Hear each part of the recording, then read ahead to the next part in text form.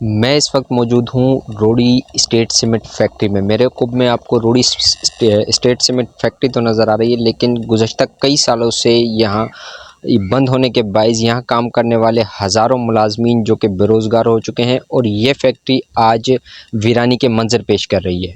روڑی state cement factory Pakistan کی بڑی اور معروف سیمنٹ بنانے والی فیکٹریوں میں شمار کی جاتی تھی۔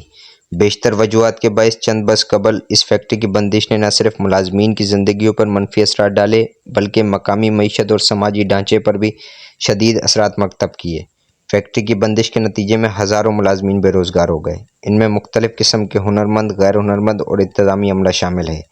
بے روزگاری نے ملازمین کی مالی حالت کو شدید متاثر کیا، جس کی وجہ سے کئی خاندان مشکلات کا شکار ہیں۔ اسٹیٹ سیمنٹ فیکٹری کی بندش نے نہ صرف ملازمین کی روزگار کی صورتحال کو متاثر کیا بلکہ مقامی حکومت کے ترقیاتی منصوبوں کو بھی متاثر کیا۔ اس کے احاطے میں قائم افسران کے بنگلے، ملازمین کے کوارٹر بھی خالی کروا لیے گئے، جس کے باعث ہزاروں افراد بے گھر ہو گئے۔ اسٹیٹ سیمنٹ فیکٹری روڑی کالونی میں ملازمین کو مختلف تفریحی سہولیات فراہم کی جاتی تھیں جو ان کی زندگی کا اہم حصہ تھیں۔ فیکٹری کی کالونی میں ایک سنیما گھر اور تھیٹر قائم تھا جہاں ملازمین اور ان کے اہل خانہ مختلف فلمیں اور ثقافتی پروگرام دیکھا کرتے تھے۔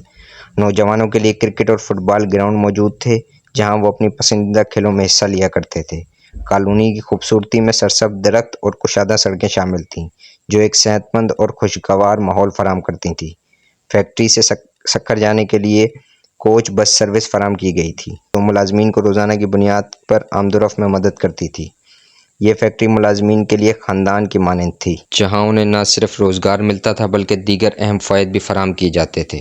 فیکٹری کی انتظامیہ نے ملازمین کو مفت برف، کم قیمت پر کپڑا، اناج، دالیں اور دیگر راشن فراہم کیے۔ یہ سہولیات ان کی روزمرہ کی زندگی میں اہم کردار ادا کرتی تھی۔ روڑی سٹی اور آس پاس کے علاقوں کے لوگ فیکٹری کا دورہ کرنے میں خوشی محسوس کرتے تھے۔ یہ جگہ ان کے لیے خوشی کا مرکز ہوا کرتی تھی جہاں وہ اپنے مسائل بھول کر خوشی کے لمحے گزارا کرتے تھے۔ فیکٹری کے بند ہونے کے بعد علاقے میں ویرانی کے مناظر ہیں اور افسران و ملازمین کے کوارٹر کھنڈرات کی شکل اختیار کر گئے ہیں۔